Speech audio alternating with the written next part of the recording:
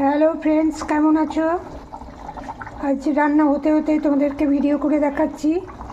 এটা মাছের ঝোল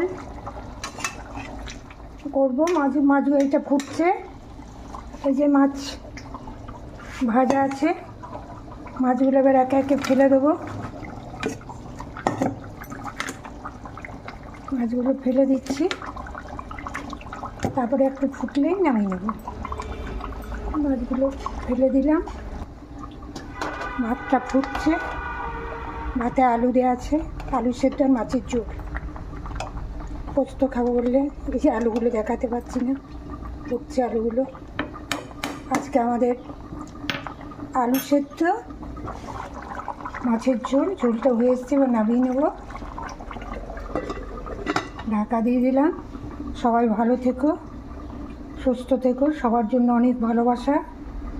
নেক্সট ভিডিও দেখা হবে। লাঞ্চ ভিডিওটা আমি প্রতিদিনই রাখি একটা, তাহলে ভিডিও হয়ে যায়।